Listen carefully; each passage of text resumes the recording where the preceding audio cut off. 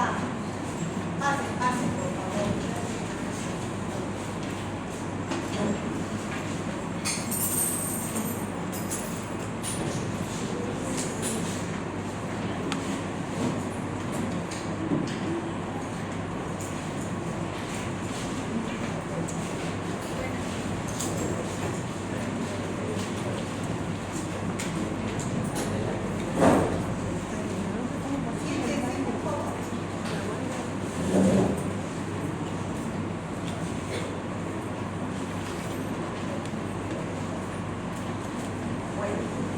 Entonces, para que ustedes se ubiquen dónde estamos en el avance de la asignatura,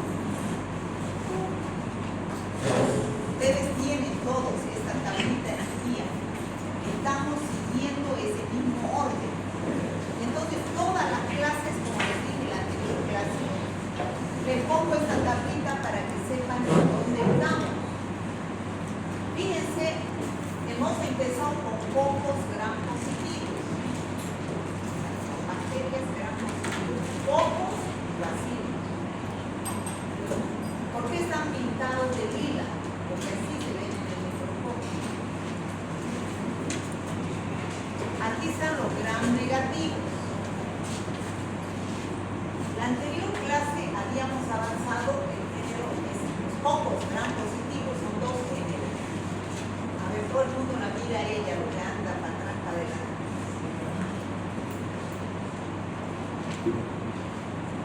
¿Por qué tan tarde?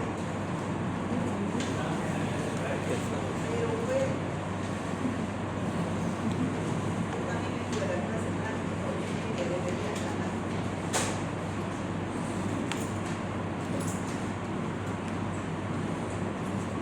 Bueno, entonces, la anterior clase habíamos hablado género estafilococos. A ver, niña, usted me va a decir cuáles son las especies más importantes de lo que hemos avanzado en la anterior clase. De los estafilococos. No, la de atrás.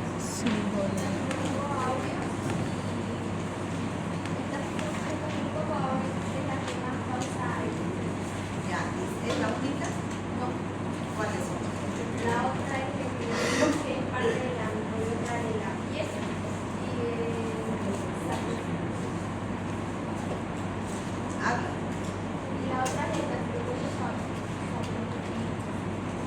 Diga, de nuevo. la otra Las tres especies importantes, diga. Bueno, Estafilococo aureus, Estafilococo epidermidis y Estafilococo staphylococcus. entonces, eso hemos avanzado en la anterior clase. Estafilococos aureus, epidermidis y saprophyta. Hoy día vamos a avanzar los otros pocos gram positivos, que son los estreptococos, género estreptococos. Estreptococcus pyogenes, Streptococcus agalactivirulans, Streptococcus pneumoniae y los enterococos. La próxima clase vamos a entrar a bacilos gram positivos, género Corynebacterium, género Listeria, la otra clase Bacillus, la otra clase Clostridium. Cuando terminemos hasta aquí, se da el primer parcial, que es el próximo mes. O sea, se van a dar los 4 temas de generalidades más todos los gram positivos, pocos y vacíos. ¿Está claro? Después de dar el primer parcial, empezamos con los gram negativos. Cuando terminemos pocos y vacíos, gram negativos, y además otros 3 géneros, treponema, micoplasma y micobacterias, que no se tienen con la función de gram, vamos a dar el segundo parcial. Niña, ¿hasta dónde es el primer parcial? De la belleza. Atienda y quiera ya. Yo aquí los miro a todos. Por favor, es molesto tener que hablar aquí y glaciar.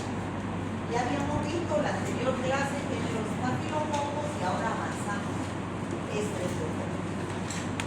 Bueno, este género Streptococcus, a diferencia de los pocos gram positivos anteriores que hemos hablado la anterior semana son también cocos, pero estos cocos se agrupan en cadenas. Viene del griego estrepto, que quiere decir cadenas. Son redonditos y se agrupan en cadenas, todos. A excepción de Streptococcus pneumoniae o neumococo, que son grupos de a dos, o sea, diplococos. No se agrupan en cadenas y no son tan redonditos, son medio lanceolados, dicen los libros, y tienen su cápsula de polisacáridos. Después, todos los demás son cocos gram positivos en cadenas. Todos se agrupan en cadenas. Bueno, lo que está con azul son las especies que vamos a estudiar. Más ampliamente vamos a estudiar al Streptococcus pyogenes con sus toxinas y fermentos que producen las enfermedades y cuadros clínicos que son los supurados y no supurados. Y luego vamos a estudiar a los otros streptococcus. Como les decía, viene del griego estrepto, que quiere decir cadena, porque se agrupan en cadenas. Fíjense, todos se agrupan así en cadenitas, a excepto del neumococo, que se agrupan en grupos de a dos, que son los diplococos. ¿Ya? Bueno, la clasificación. Esta es la clasificación de acuerdo a género y especie, la que he escrito en la pizarra. Es esta. Pero también hay otras dos clasificaciones importantes. La clasificación de Lancefield, que es una investigadora llamada Rebecca Lancefield, que en base a un antígeno que tienen las bacterias en su pared celular, los ha clasificado con las letras del alfabeto en mayúsculas. El Diógenes lo llamó grupo A de Lancefield, el Agalactia grupo B de Lancefield, el Enterococo grupo D de Lancefield, y los Viridans y Streptococcus pneumoniae no tienen ese antígeno que ocupó Rebecca Lancefield, que clasificó Rebecca Lancefield. O sea, estos dos grupos, neumococo y Streptococcus viridans, no están dentro de la clasificación de Lancefield. Es para que ustedes sepan que cuando vean en un libro, vean faringitis, es producida por un coco gram positivo que es del grupo A de Lancefield. Se refiere al Streptococcus, ¿ya? Pero no es esa la única clasificación. Hay otra clasificación en base a la hemólisis. ¿Qué es la hemólisis? ¿Qué es hemólisis, chicos?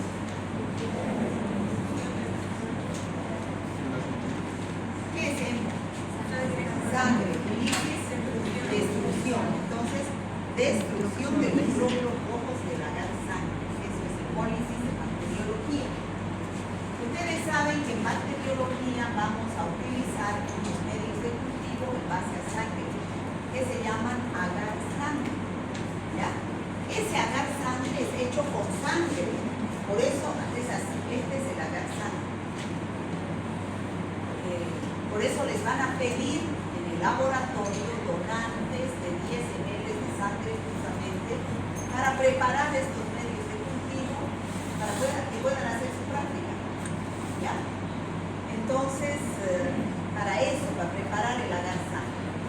Entonces, cuando sembramos las muestras de los pacientes posiblemente infectados por estas bacterias, después de 24 horas van a crecer las colonias. Pero esas colonias van a producir unas toxinas llamadas hemolicinas. Y esas hemolicinas destruyen los glóbulos rojos de la gran sangre. Y como consecuencia de la destrucción al crecer, se forma esta zona clara llamada halo, halo con H.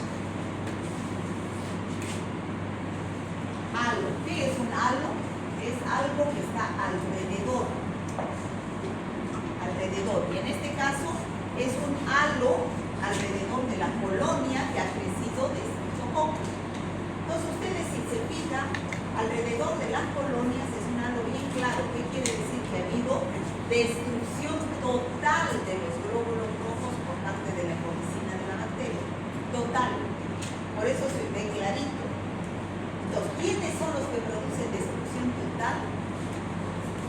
el Streptococcus pyogenes, el agalactium y algunos enterococos. Por eso a esa destrucción total se llama hemólisis beta. Beta, no B, beta. ¿Ya? Ahora, existen otras bacterias, como por ejemplo el Streptococcus viridans y el Streptococcus pneumoniae, que producen destrucción de los glóbulos rojos de la gran sangre a nivel celular, pero no totalmente, sino parcialmente. Por eso se ve una zona, un halo más frito, verdoso, dicen los libros. Entonces, a eso se llama hemólisis alfa, ¿ya? Y hemólisis gamma a los que no producen hemólisis. Entonces, fíjense en este cuadro. ¿Quiénes producen hemólisis total? El Diógenes de la galáctea y algunos enterococos. ¿Quiénes producen hemólisis parcial? El neumococo y el viridans y algunos enterococos. Y los que no producen hemólisis se llama hemólisis gamma, ¿ya? Lo van a ver más clarito en esta diapositiva. Hemólisis alfa. Bueno, alfa es destrucción parcial, halo verdoso. ¿Todo el mundo me entiende lo que es halo? Halo es algo alrededor, ¿ya? Hemólisis total, más claro, hemólisis beta. Y sin hemólisis, hemólisis alfa. ¿Está claro? Chicos, ¿por qué estoy explicando esto? Esto les sirve a los laboratoristas para identificar a los bacterias. Pero yo les estoy explicando a ustedes porque ustedes van a leer los libros, van a leer un artículo. Y hay algunos que dicen que la erisipela es producida por el estreptococo beta hemolítico del grupo A. Entonces ustedes tienen que saber qué es beta hemolítico y del grupo A de Lancefieres, ¿no? No dicen Streptococcus pyogenes, dicen del grupo A de Lancefieres. Entonces ustedes ya saben hoy día de que se refiere al Streptococcus pyogenes, ¿ya? Y cuando es alfa, beta y gamma hemolítico. Bueno, entonces vamos a empezar a describir cada uno de estos estreptococos, empezando por el primero, que es el Streptococcus pyogenes. ¿Ya? Ya hemos dicho que es del grupo A de Lancefieres, es un poco gram positivo, hemos dicho que es beta hemolítico. Algunos, 5 a 10%, somos portadores de esta bacteria en la mucosa nasal y en la faringe. O sea, de 100 personas que nos hacen el hisopado nasal y nos cultivan en agar sangre, va a crecer el Streptococcus pyogenes, porque portamos en forma, somos colonizados, ¿ya? Sin producir ninguna enfermedad. Ya dijimos que este Streptococcus pyogenes es beta hemolítico, porque es del grupo A de Lancefieres. Va a producir una serie de enfermedades a nivel de todo el cuerpo, ¿ya? ¿Y a qué se debe que produce esas enfermedades? O sea, ¿cuáles son sus factores de virulencia de esta bacteria? ¿A qué se debe su acción patógena? A que produce fermentos o enzimas que son streptokinasa, streptokinasa, hialuronidasas, estearasas, toxinas como las hemolicinas que destruyen los glóbulos rojos de la sangre. Las estreptolicinas hoy es la toxina eritrogénica, que vamos a ver después, una enfermedad que produce la escarlatina. Y además tiene antígenos en su superficie, en su cápsula. Y al tener cápsula, ¿qué función le da la cápsula a la bacteria? Antifagocitaria. Eso no se olvide, evita que la fagocite. ¿Quiénes fagocitan a las bacterias? Los macrófagos. Los macrófagos. Entonces, si yo tengo un caparazón, no me llegan las alas, ¿ya? No me fagocita. Entonces, ya hemos dicho que producen una serie de enfermedades desde la piel, que es lo más superficial, arterial hasta la sangre que toma. Vamos a describir en este cuadrito todos esos cuadros clínicos, no todos, los más importantes, que produce esta bacteria, ya Streptococcus pyogenes. Cuadro clínico significa enfermedades infecciosas, ya desde ahora en adelante cuadro clínico les voy a decir, que es una enfermedad infecciosa que tiene signos y síntomas. Bueno, ¿qué tipo de cuadro produce? Supurados y no supurados. ¿Qué significa supuración? Con pus, o sea que producen pus, material purulento, eso significa, esa herida está supurando, dice, está saliendo pus, ¿ya? Tienen que ir aumentando su léxico, chicos, ¿ya? Pus es el líquido amarillento que sale cuando hay una herida infectada o cuando hay una mucosa infectada. Eso es supurado, purulento, ¿ya? Y no supurado lo que no produce pus. Entonces, esto es supuración, pus, ¿ya? Para que les quede claro. ¿Cuáles son esos procesos supurados? O sea, que producen pus. Hay cuadros específicos e inespecíficos. ¿Qué significa específico en el sentido general de la palabra? ¿Quién me puede decir qué significa específico? ¿Algo qué?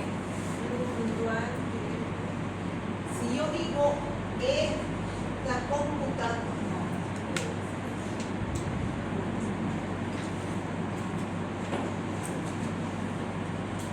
Específico quiere decir que es algo que le pertenece solamente a esa, no a esa persona, a esa,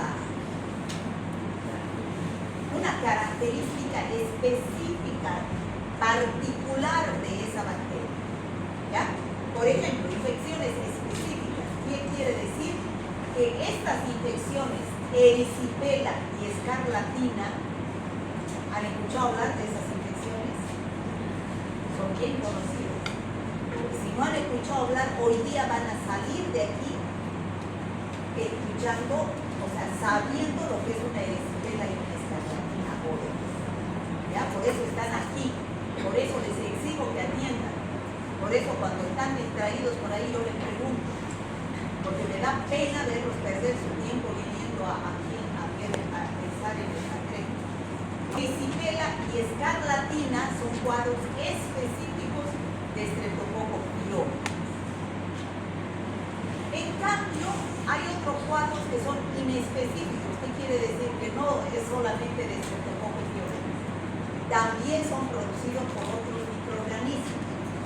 Por ejemplo, el linfético, eso no he hablado en la anterior clase, que el estafilococo aureus también produce linfético. Si se han olvidado cómo es el linfético, lo vamos a volver a repetir. Piodermitis, herida con pus.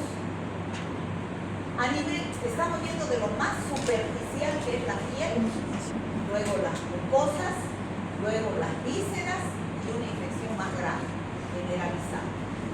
A nivel de mucosas, un cuadro muy común e importante es la faringitis. ¿Qué es la faringitis? Infección a nivel de la faringe. ¿Han tenido alguna vez faringitis ustedes? Todos. ¿Cuándo alguna vez no han despertado diciendo, ay, no puedo, me duele el tragar, no puedo ni pasar mi saliva, no puedo comer? Entonces, ustedes han tenido faringitis.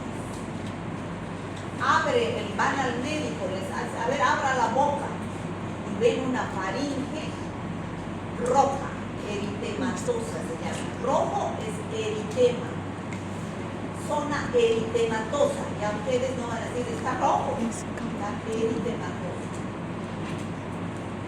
con puntos blancos de pus. No siempre, por eso es inespecífico, la faringitis es producida por Streptococcus pyogenes. La mayoría son virales, por virus. ¿ya? Por eso no siempre se trata con antibióticos. Eso lo vamos a ver después. Y otros cuadros inespecíficos a nivel de mucosas: otitis, infección de oído; sinusitis, infección de los senos frontales y paranasales, se llenan de pus; abscesos, forúnculos, abscesos, también es producido por el meningococo aureus. Más adentro, a nivel de vísceras, produce meningitis. ¿Saben lo que es la meningitis? Infección a nivel de las meninges. ¿Cómo sabemos que un paciente tiene meningitis? La triada de la meningitis, ¿cuál es? Fiebre, rigidez de nuca y cefalea, ¿no es cierto? Dolor de cabeza.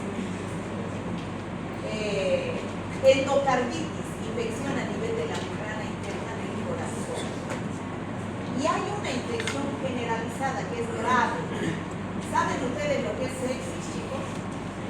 Sepsis es cuando la bacteria ya no está localizada solo en un órgano. La bacteria está circulando ya en la sangre y a través de la sangre llegando a varios órganos. Es una infección gravísima. Cuando ustedes escuchen hablar en la sepsis, en la tele, ¿de qué murió? Sepsis. Es grave. 50% de mortalidad. ¿Ya? Pero sepsis puerperal. A ver, joven, antes que se salga, me va a decir qué es sepsis puerperal. Usted es mi alumno. ¿Y por qué entra y sale? ¿A dónde? Al baño. Entren pues al baño antes de entrar a clases, chicos. Entran, salen, se traen a mí y a sus compañeros, ¿ya? Por favor, ¿ya? Entonces, ¿qué es la sepsis puerperal? Puerperio significa después del parto. O sea, son mujeres que después del parto han sufrido una infección generalizada llamada sepsis. Ustedes no escuchan cuando llegan a la maternidad y le meten juicio a la maternidad porque se murieron las mujeres. ¿Alguna mujer se murió? Se infectó en la maternidad y no es tanto así. Cuando van a hacerse partos o abortos en lugares clandestinos, donde no hay normas de bioseguridad, esterilidad, desinfección, se infecta el útero, el miometrio, se infecta con instrumentos pues que no son estériles, y entre los cuales está el Streptococcus pyogenes. Y entonces esa paciente se infecta, se complica en esos centros y llega a la maternidad en la última. Entonces no se murió ni fue culpable la maternidad, sino el lugar donde no cumplían las normas de bioseguridad. Esa es la sepsis puerperal. ¿Ya? Entonces, esos son los cuadros purulentos que produce el Streptococcus pyogenes. Y los cuadros no purulentos son una consecuencia. ¿Qué significa? Toda causa tiene una consecuencia.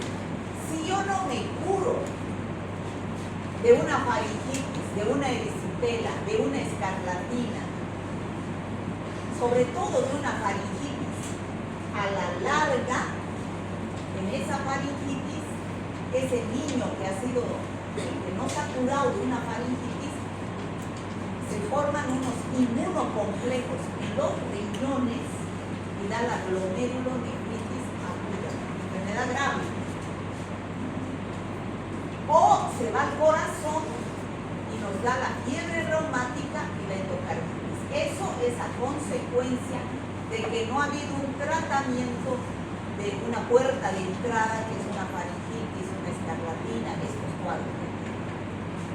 Cuando se detecta estos cuadros de acá y es causante el Streptococcus pyogenes, a la larga, digo, después de unos cuantos años, puede dar las secuelas, que son esas enfermedades. ¿Saben lo que es secuela, no?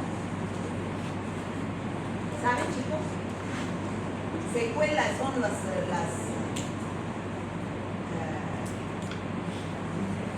consecuencias de una enfermedad anterior.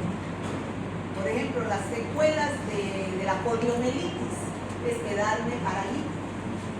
Las secuelas de la chikungunya, es quedarme con el dolor en las articulaciones sin poder caminar.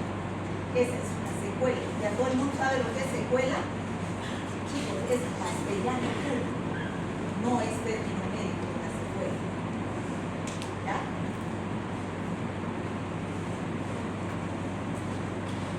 Bueno, este es el cuadrito de las enfermedades que podemos. ¿Algunas las conocen? ¿Las conocen alguna de estas? ¿Han escuchado hablar? Si no las conocen, las van a conocer.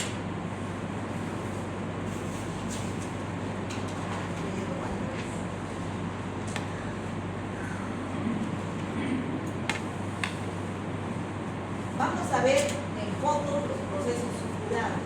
Habíamos dicho en primer lugar el impétigo, ¿cierto? Eso es el impétigo. También era producido por el Staphylococcus aureus. ¿Qué es el impétigo, chicos?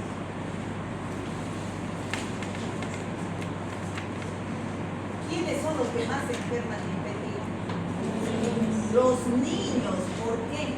Porque los niños juegan con tierra, no se lavan las manos, se rascan y se contaminan. ¿Dónde salen esas zonas que se llaman rojo? Eritematosas, zonas eritematosas, pustulosas. ¿Qué es pustulosa? Con pus. Y que después se convierten en costras. Costras deben saber qué es. ¿No? Chicos, Sí. ¿saben qué es costra? Bueno, y generalmente ¿dónde aparece? Alrededor de los orificios de la cara, alrededor de la boca, de los ojos, de la nariz, pero también puede aparecer en el cuello, en los brazos, en cualquier lugar, pero lo más común es periorificial. Forúnculo, ya saben ustedes qué es un forúnculo. Acumulación de pus, como una tumoración de pus. Forúnculo o absceso, también producido por el Staphylococcus aureus. Entonces, ¿qué tengo que hacer con esa acumulación de pus? Dejarlo madurar y drenar, ¿no es cierto? Drenar, sacar el material purulento para que pueda llegar el antibiótico. Porque si yo lo dejo así encapsulado, el antibiótico no llega. Tengo que drenar, ¿ya?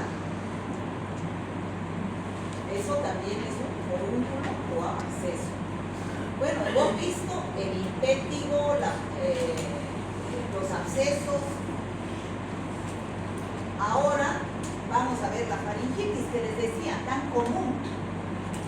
Cuando ustedes tengan ese dolor de garganta, que se llama odinofagia. ¿Qué es odinofagia? Dolor al tragar. Ustedes en las historias clínicas no van a poner paciente con dolor al tragar. Tienen que poner paciente con odinofagia. Dificultad para tragar, no dolor. Dificultad, no puedo tragar. Los niños no comen porque les cuesta tragar por el dolor. Disfagia se llama la dificultad para tragar. Los pacientes que tienen odinofagia, disfagia. ¿Y cómo ven esa faringe? ¿Está normal? Está eritematosa. Edematosa. ¿Qué es edematosa? Hinchada. Y además, ¿qué es lo que ven ustedes? ¿No ven unos puntos blancos en pus? ¿Lo ven? ¿No ve usted? No dice. Estos son puntos blancos de pus. ¿No ve? No se ve blanco ahí, ¿no ve? Usted que decía no ve. ¿Lo ve? ¿No ve usted? ¿Usted? Ah, ¿lo ve los puntos blancos? Entonces cuando en su casa le diga, por ejemplo, ay, me duele al tragar, a ver, no, que estudia medicina, ¿qué puedo tomar?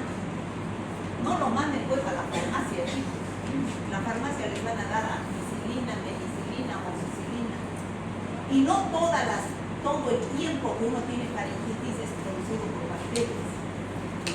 Solo se da antibiótico para las bacterias, como en este caso. Pero las faringitis en su mayoría son producidas por virus. Virus son la mayoría. Y bacterias como el Streptococcus pyogenes en una minoría. Miren, ¿qué virus? Rinovirus, coronavirus, virus influenza, parainfluenza, los más frecuentes. Y de las bacterias, la más frecuente es el Streptococcus pyogenes. Por eso, a ver, por lo menos díganle ustedes. A ver, abrir la boca. Y ustedes van a ver una faringe edematosa en ambos casos. La única diferencia de una faringitis bacteriana y una viral son los puntos blancos de pus. Si ustedes no ven puntos blancos de pus, es viral y no hay que dar antibiótico. Si ven puntos blancos de pus, puede ser bacteriana, puede ser, porque no se habla de seguridad, ¿no es cierto? Porque no es una ciencia exacta, la medicina, la biología. Hay que pedir un cultivo de esos puntos blancos de pus para ver si crece el Streptococcus pyogenes. ¿Ya? Fíjense, en la primera ya hay una faringe edematosa con puntos blancos de pus. Esa puede ser una faringitis estreptococcus. Pero cuando hay una faringe solamente edematosa, tiene orinofagia, disfagia, el paciente puede ser viral. Ahora, ¿qué otro signo importante en las faringitis? Las adenopatías. ¿Saben qué es adenopatías?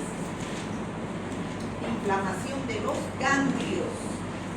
En este caso, ganglios cervicales. ¿No ven que el médico les palpa los ganglios a los niños sobre todo? Si están aumentados de tamaño, puede haber un proceso infeccioso. Es un signo de una infección, las adenopatías. En este caso son cervicales y la infección es a nivel de la faringe, puede porque se defiende el organismo. ¿Ya? Bueno, aquí ven los puntos blancos de pus, ¿cierto? Aquí también lo ven, ¿no? Entonces, esa es la faringitis estreptococcus. Entonces, cuando ustedes tengan un paciente así, Streptococcus pyogenes, piden un cultivo de estas cosas blancas. Entonces, si es que da positivo el cultivo, donde sí dice que hay un crecimiento de Streptococcus pyogenes, el médico debe iniciar tratamiento con penicilina. Esta es una de las pocas bacterias, por no decir la única, que todavía es 100% sensible a la penicilina. A diferencia de Staphylococcus aureus que habíamos visto en la anterior clase, todos los Staphylococcus, 99% resistentes a la penicilina. ¿Hay diferencia? ¿Cómo se hace el tratamiento? Bueno, depende de los esquemas. Hay médicos que dicen penicilina benzatínica, o sea, de depósito, una cada mes durante un año. Hay otros que dicen una cada 15 días durante 6 meses. Depende del esquema que utilicen. Hay que hacer tratamiento para eliminar este estreptococo de la faringe. Si es bacteriano. Si es viral, no. Ahora, si no se hace tratamiento o no se completa el tratamiento, puede dar lugar a las infecciones que dijimos, las secuelas que dijimos. En los riñones se forman esos inmunocomplejos que dan lugar a la glomerulonefritis. O sea, ya aparece un niño ya joven orinando sangre, eso es hematuria, es orinar sangre. Todo lo que termine en uria, chicos, significa la sangre, la orina. Y lo que termina en emia es en la sangre. Glicemia, ¿en dónde es? Sangre. Glucosa en sangre. Glucosuria es glucosa en orina. ¿Sí? Entonces, ese paciente con glomerulonefritis aguda empieza vomitando sangre, o sea, con hematuria, con proteinuria, con oliguria. ¿Qué es oliguria? Cuando uno orina poquito, gotitas. Oligo es poco. Edema necrogénico, o sea, se hinchan las piernas, hipertensión, aumento de la presión y malestar general.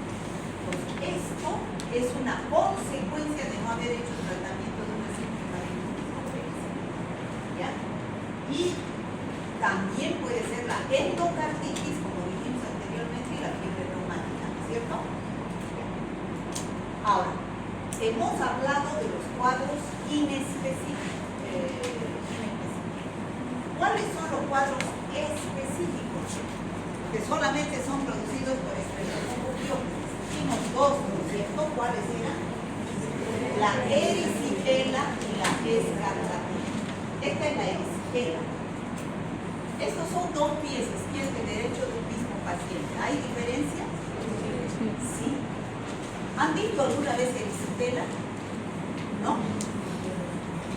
No les creo. ¿Nunca han escuchado hablar? ¿Me han escuchado hablar? La erisipela es una infección producida por estreptococcus. Cuando hay este paciente, por ejemplo, se ha debido caer o se ha debido hacer una herida con algún instrumento contaminado por estreptococcus y ha producido, ha entrado la bacteria y ha producido la infección. Aparece una zona, ¿cómo describirían a esto? Edematosa, eritematosa, la triada de Celso. ¿Ustedes han escuchado hablar de eso? ¿Cómo es la triada de Celso? Ahí se aplica. ¿Qué es? Dolor, rubor, calor. ¿No es cierto? ¿O no es eso? Ahí se aplica la erisipela. Esa zona está caliente, eritematosa, brillante. Y fíjense aquí, a ver, ahí tenemos erisipela. Los bordes bien definidos entre la parte sana y la parte infectada. Los bordes bien definidos, no solo en las piernas, aparece también en la cara. ¿Cuál es la diferencia entre erisipela y celulitis? ¿Han escuchado hablar de celulitis? ¿Sí? ¿Qué es celulitis? ¿Qué es? ¿Así parecido a eso? ¿Sí, no? Estoy preguntando, ¿cómo es la celulitis? ¿Han escuchado hablar de la celulitis?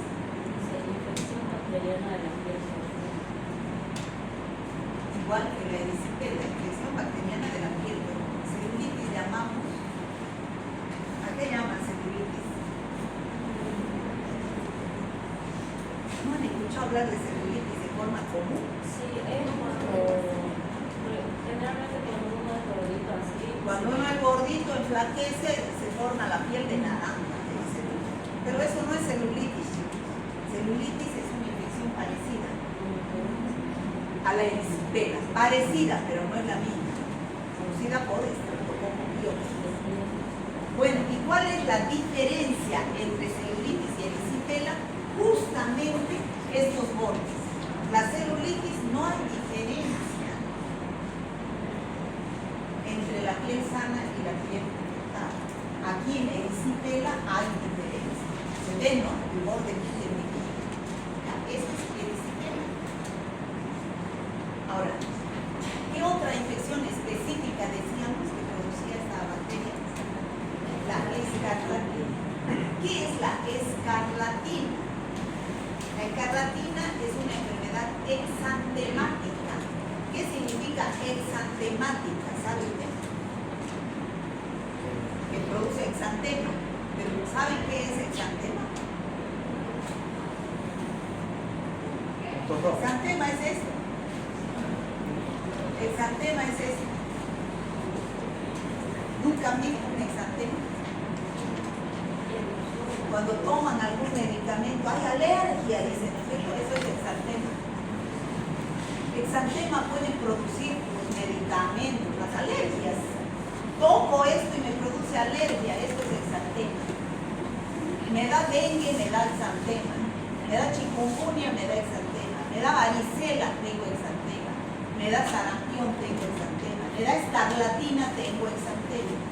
Es esa coloración, puntitos rojos que salen de la piel.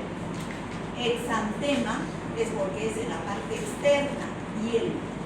Ahora hay otro término, enantema, es adentro. Por ejemplo, abra la boca en el sarampión, hay un enantema, una mancha roja en la boca, pero eso es enantema, adentro. Esto es exantema. ¿Ya? Entonces, la escarlatina es este exantema, producido por la toxina eritrogénica, toxina eritrogénica se llama, del estreptococo pyogenes, toxina eritrogénica. Entonces, cuando ustedes vean esto, tienen que hacer diagnóstico diferencial. No pueden decir es escarlatina. Tienen que ver si no tuvo dengue, si no ha estado con chikungunya, porque esto también se presenta en esas enfermedades en la parte abdominal. Entonces ahí tenemos la ESB. Bueno, ya hemos terminado con los procesos supurados y no supurados, que son la glomerulonefritis y la fiebre reumática, que hemos dicho que es una consecuencia de no hacer tratamiento. ¿Y cuál es el tratamiento? Solamente estamos hablando de estreptococo pyogenes. ¿Cuál es el tratamiento de elección? No se van a olvidar. 100% todavía, hasta el momento, hasta hoy día, sensible el estreptococo pyogenes a la penicilina. Qué noble, ¿no? O sea, la penicilina, seguir usando la penicilina es una nobleza de la bacteria, ¿no? Ahora, si el paciente es alérgico a la penicilina, el médico pide antibiograma para probar otros medicamentos como macrólidos, erythromicina, ceftriaxona, rifampicina o vancomicina. ¿Está bien, chicos? Eso es estreptococo pyogenes. ¿Está claro? ¿Alguna pregunta? Pasamos al segundo, Streptococcus agalactiae. Ya dijimos que este Streptococcus agalactiae era del grupo B de quién? ¿Grupo B de quién? De Lancetier. Y es beta hemolítica. Bueno, esta bacteria, así como el Streptococcus pyogenes la podemos tener en la nariz, 5 a 10% de las personas, algunas mujeres tienen a esta bacteria en la vagina, colonizando la vagina sin producir ningún signo síntoma. Pero ¿cuál es el problema? De que cuando esa mujer que tiene a esta bacteria en la vagina, cuando se embaraza, no debe tener por parto bebé, porque al pasar por el canal vaginal donde está esta bacteria, el bebé aspira las secreciones vaginales de la madre. Se van hacia los pulmones, hacia las meninges y termina en sepsis neonatal. Esa es la principal patología producida por el Streptococcus agalactiae. Meningitis y sepsis neonatal. En cambio, si nace por cesárea, no pasa por el canal vaginal. No hay riesgo de que se produzca esta infección. Entonces, infecciones neonatales. ¿Saben ustedes lo que es una infección neonatal? Una meningitis neonatal. ¿Saben lo que es neonato? ¿Qué es neonato? Recién nacido. ¿Hasta cuándo? Hasta los 28 días de nacido. Hasta los 28 días de nacido se dice neonato. ¿Ya? Después de los 28 días ya es bebé. Bebé ya es niño. ¿Ya? Entonces, produce meningitis neonatal. Ya saben ustedes la triada de la meningitis. Rigidez de cuello, cefalea piel y y los niños pueden convulsionar, ¿no? Esas infecciones en los neonatos pueden ser precoz o pueden ser tardías. ¿Qué es precoz? Que aparece temprano. ¿Cuándo? Los primeros 5 días de vida. ¿Cuándo es precoz? Cuando la fuente de infección es la madre que está colonizada con estreptococcus agalactidae. Entonces, ese niño, antes de los 5 días, puede presentar síntomas de infecciones de meningitis y sepsis neonatal. La fuente de infección es la madre, secreciones vaginales de la madre. Pero cuando es tardía, no es la madre, sino que es a ese niño que se ha contagiado en el hospital. ¿Cómo ustedes me dirán cómo se puede contagiar en el hospital un niño? Hay infecciones intrahospitalarias. Sí, los hospitales pululan los microorganismos y peor cuando somos pobres, ¿no? Ustedes no escuchan todos los días en la televisión la maternidad que se queja que no tiene incubadoras. ¿Sí? Se quejan, ¿no es cierto? De que en una incubadora ponen 2 bebés, 3 bebés. Estamos poniendo 3 bebés. Es ahí que se produce el contagio. Uno nace con meningitis, el otro nace sanito, y al estar juntos en una incubadora pues se contagian, ¿no? Entonces eso es una infección intrahospitalaria, cuando aparece en forma tardía. El bebé nació sanito, pero en el hospital le da una infección neonatal. Esperamos que estos nuevos políticos que van a surgir de las elecciones departamentales han dicho que yo he escuchado a uno que la salud es lo más importante. La salud. Espero que así sea, ¿no? Que atiendan la maternidad, el oncológico. Ay, es tanta desgracia que hay en la salud, chicos. No saben que cuando vayan ustedes a los hospitales van a darse cuenta de la miseria que es la salud, el bolillo, ¿no? Cuando los chicos hacen su internado, hay gente que no tiene ni para comprar un medicamento porque los hospitales no tienen nada. Les dicen a los internos vayan y compren, si no, aplazamos, ¿no? O sea, es así. Esperamos que estas infecciones no sean ya después de que los políticos cumplan sus planes, ¿no? ¿Quién ha dicho que va a arreglar la salud? Café. ¿No? Que cumpla sus planes. Entonces, esta es la infección a nivel de las células.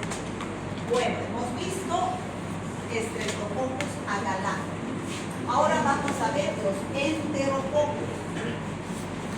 Estos enterococos anteriormente, hace años, era del grupo de los estreptococos, pero posteriormente ya no son de los estreptococos, pero se los estudia.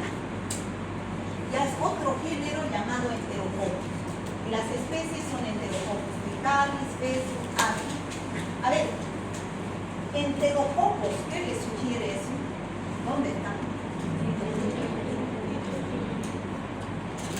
Específicamente, ¿qué es entero? Intestino. Si usted me dice sistema digestivo, es esófago, estómago, y ahí no hay enterococos. Es intestino. O sea, son cocos del intestino. O sea, ahí son microbiotas. Pero cuando salen del intestino, de la piel, en la boca también pueden haber enterococos. Cuando salen de esos lugares y van a lugares donde no deberían estar, lugares estériles, pueden producir infecciones, como por ejemplo, ¿cuáles? Otitis, infecciones urinarias muy comunes, como la vagina. Bueno, aquí tenemos no se dibuja bien, pero este es el intestino. Aquí está el recto. Por aquí salen los enterococos, toda la flora, la microbiota intestinal con las heces. Y aquí está la vagina y ahí está la uretra. Entonces, Si uno no se limpia bien y se limpia de atrás hacia adelante, cuando entra al baño, sobre todo las niñas y mujeres, van a llevar estos pocos y van a subir hacia la vejiga, riñones y van a producir infecciones urinarias. ¿Ya? Por eso la higiene es importantísima. Meningitis, endocarditis, se infecciona a nivel de la membrana interna del corazón. ¿Está claro? Estreptococos del grupo Viridax. Este es un grupo grande de estreptococos, dentro de los cuales está uno que ya hemos visto, el Streptococcus mutans. ¿Se acuerdan? ¿Qué producía el Streptococcus mutans? Caries del diente, porque tiene glicocaries. ¿Ya? Estos estreptococos del grupo Viridax están ¿dónde como microbiota? En la boca.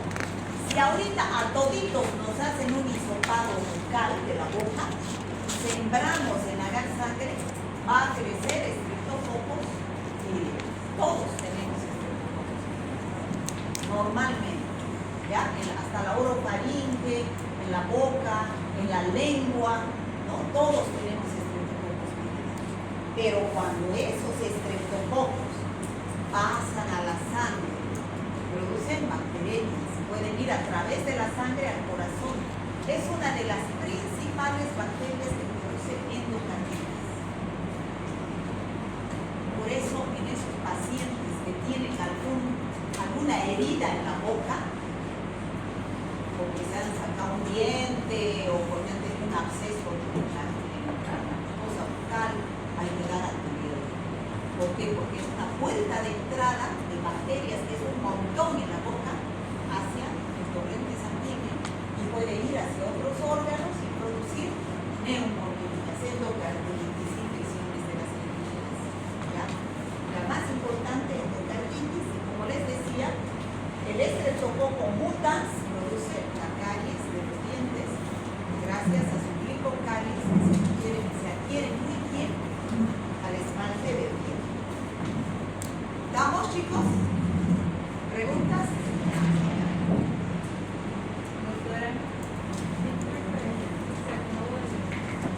Yo pensé que era una pregunta de usted. Ya estaba alegrando.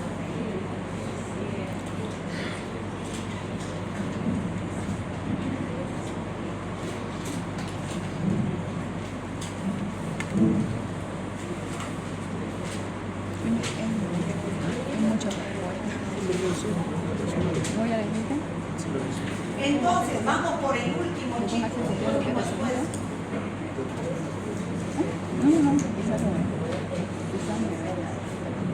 Ya, a veces su compañera dice cuando uno se cepilla fuerte sale sangre.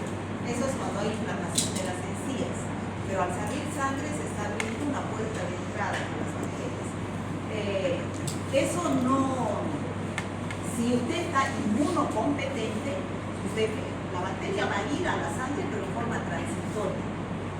Tiene nuestras defensas y la neutraliza. Pero si usted es inmunodeprimida, no tiene defensas, esa bacteria puede ir al corazón, producir endocarditis, o puede ir a las meninges, producir meningitis. No. Todo depende del estado inmunitario de las personas. Bueno, Streptococcus pneumoniae, y hemos dicho que también se llama pneumococos. Hemos dicho que todos estos son pocos gram positivos en cadena, menos el Streptococcus pneumoniae o neumococo, que son diplococos gram positivos encapsulados. ¿Ya? Tienen cápsulas. Aquí tenemos, este es un leucocito polimorfo nuclear, tiene varios núcleos, y este es el Streptococcus pneumoniae. ¿Ya? Son diplococos gram positivos que no son redonditos, como pueden ver. Bueno, ¿por qué esta bacteria produce infecciones? ¿Cuál será la infección más importante? Su nombre lo dice. Neumonía. ¿Y cuál es la triada de la neumonía? Fiebre, no dolor de cabeza. Fiebre, dolor, bueno, lo más importante, tos.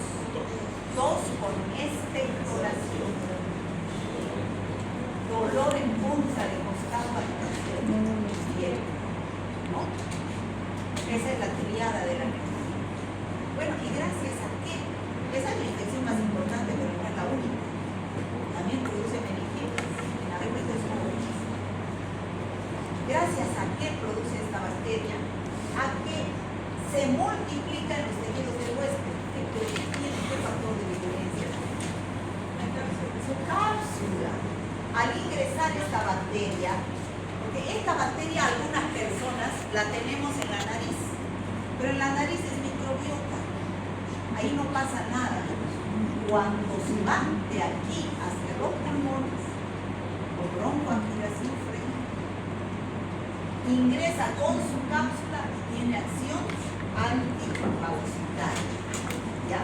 De la rinofaringe pasa al organismo, a los pulmones y puede producir patologías. ¿Por qué? Porque en la rinofaringe un 15 a 60% de la gente es normal, pero no en los pulmones, ¿no? ¿Quiénes son los que más se infectan de neumonía con esta bacteria? Los inmunodeprimidos. ¿Y qué es un inmunodeprimido? Uno que no tiene buenas defensas. ¿Ustedes son inmunodeprimidos? Algunos sí, porque no se alimentan bien. Ayer hemos visto era el Día Mundial de la Salud, ¿no es cierto? Hicimos un videíto, no sé si lo han visto, les he mandado. Entonces eso es para incentivar a la gente a tener hábitos saludables. ¿Por qué? Porque en la vida después uno se arrepiente. Cuando ya llega mayor, mucho le echa al trago, mucho le echa al cigarro, se vuelve un inmunodeprimido directamente.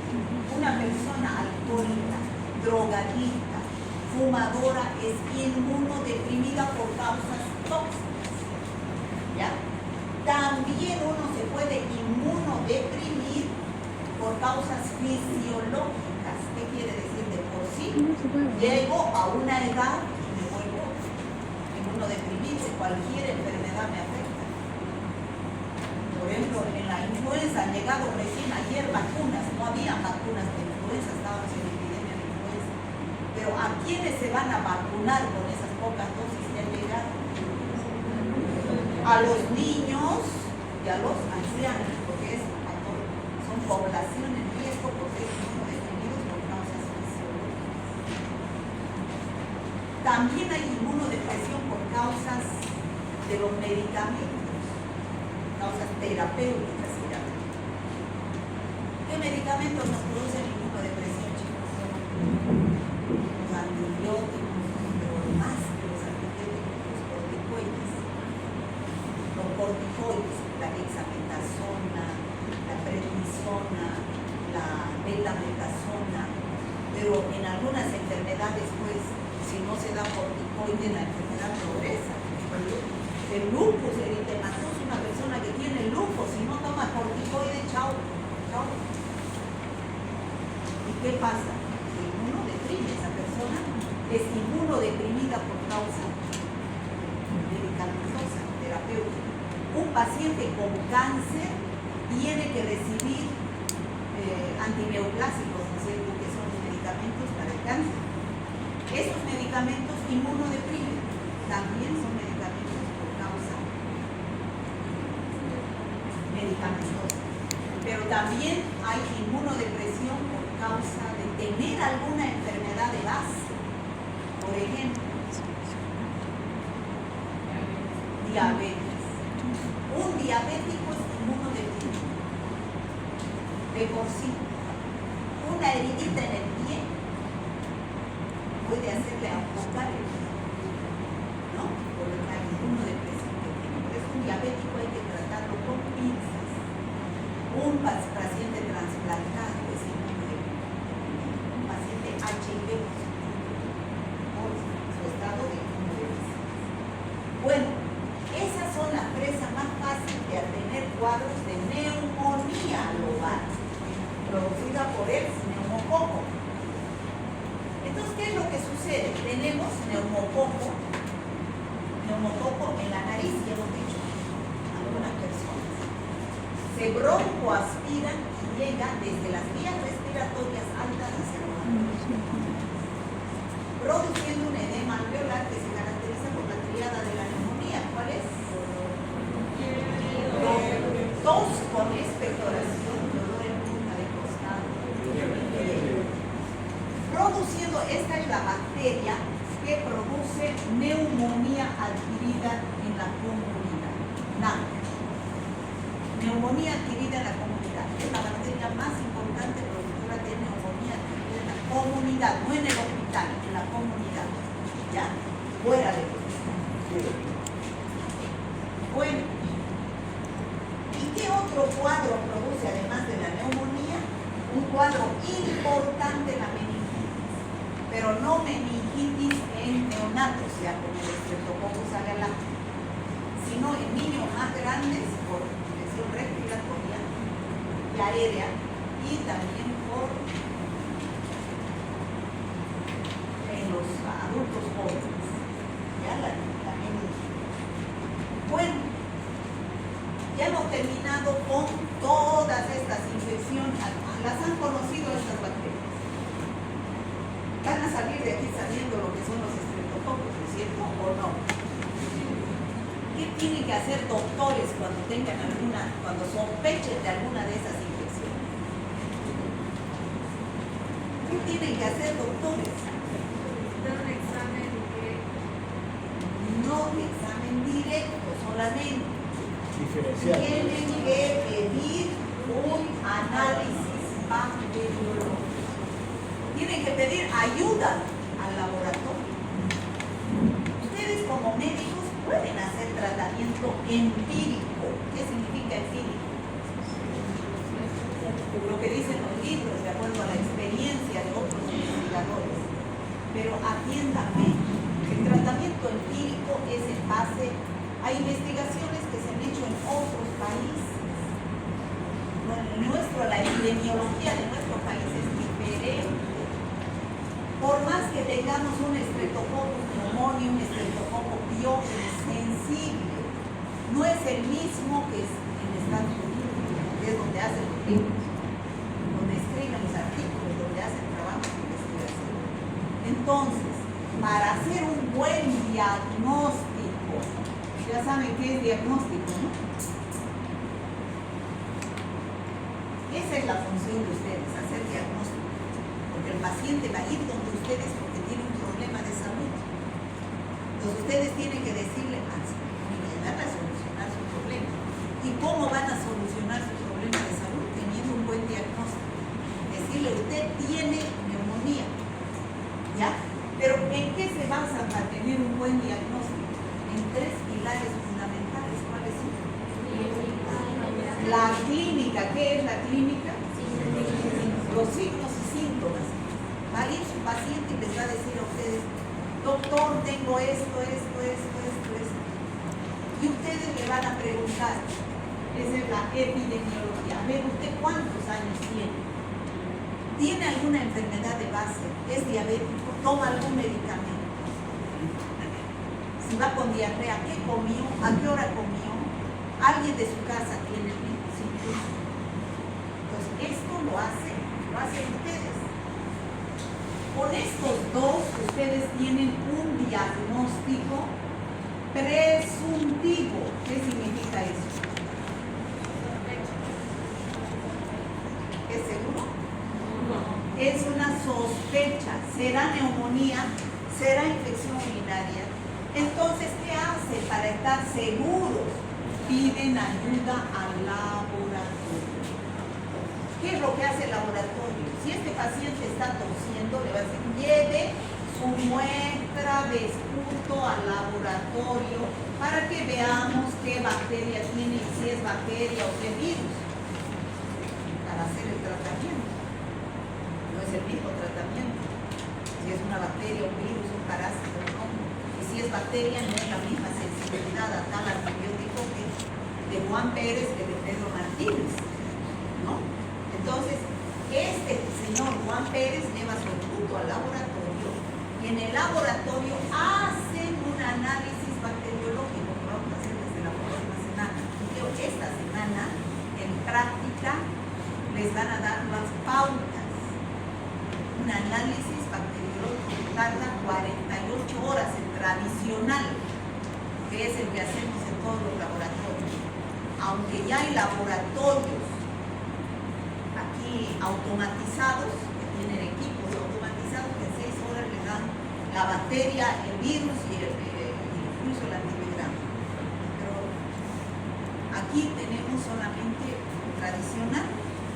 Entonces ese dura 48 horas y tarda, se hace un examen directo, una tinción de Gram, una tinción de Nielsen, un cultivo que nos va a decir qué bacteria es y su antibiograma con qué antibiótico hay que hacer el tratamiento.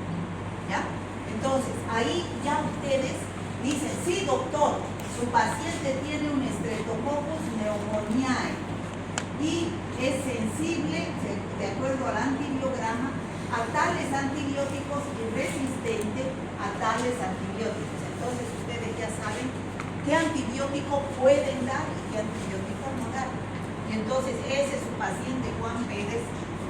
Sí se va a curar porque se está buscando a la bacteria que está en sus pulmones de Juan Pérez, no la que está en el libro de Estados Unidos. ¿Qué?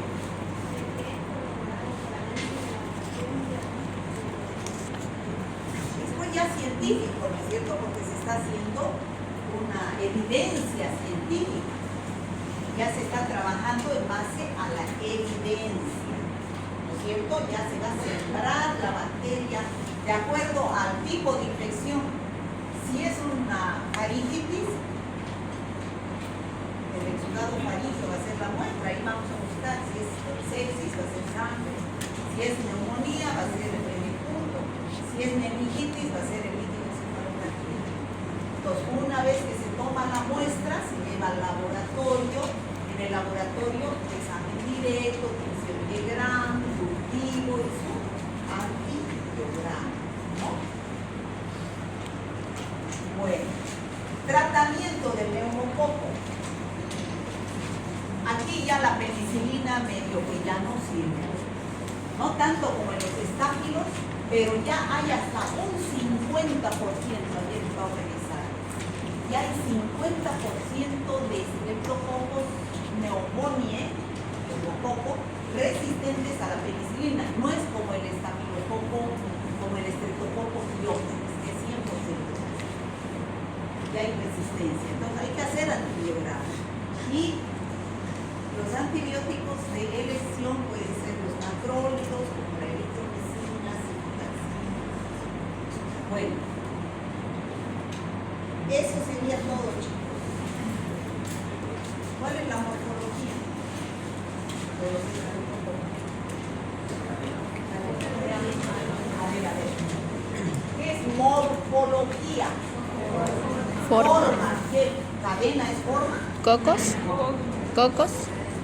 Cuando yo les hable de morfología, ustedes me dicen o cocos o bacilos o espíritus. Esa es la única morfología de las bacterias.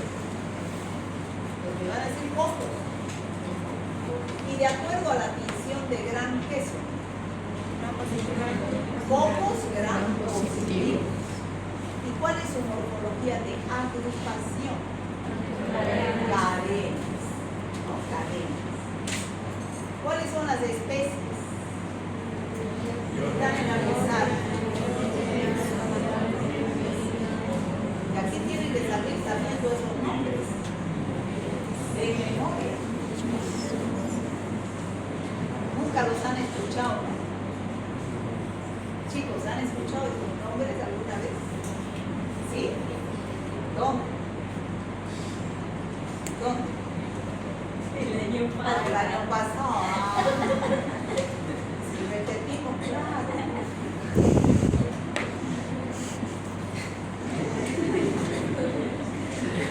Bueno, chicos, de aquí tienen que salir sabiendo los nombres de estas materias, porque han venido a estudiar medicina.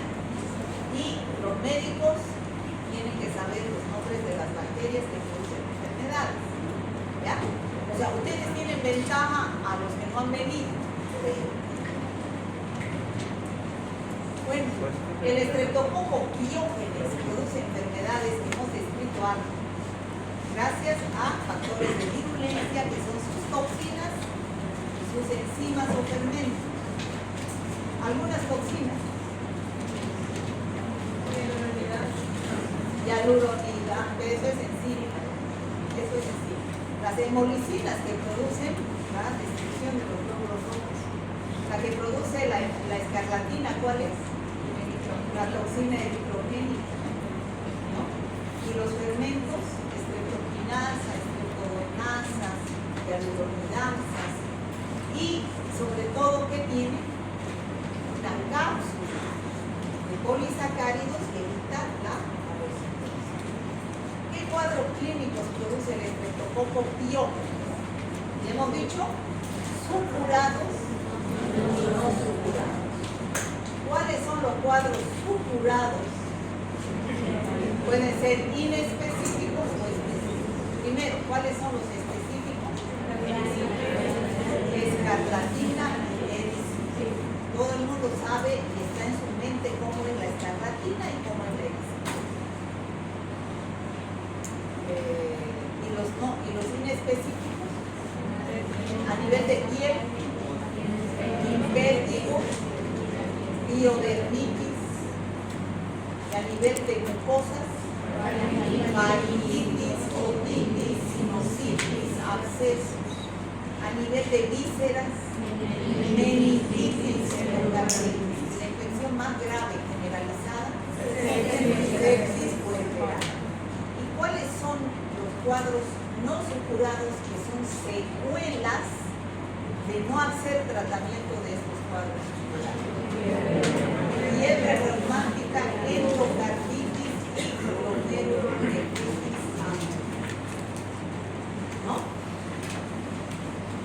¿Cuáles son las principales infecciones del Streptococcus agalactus? ¿Dónde tienen las mujeres Streptococcus agalactus? En el canal vaginal. Algunas, no todas. ¿Cómo? Entonces, ¿qué infecciones van a producir? Sepsis y meningitis neonatal, ¿no? ¿Cuáles son los principales cuadros clínicos del Streptococcus viridans? Viridans, ¿dónde tenemos, chicos? En la boca. Todos tenemos en la boca. Pero si de la boca se va a la sangre y a través de la sangre a otros órganos, puede producir endocarditis, lo más importante. Bacterias, endocarditis, meningitis. Y el Streptococcus mutans, ¿qué produce?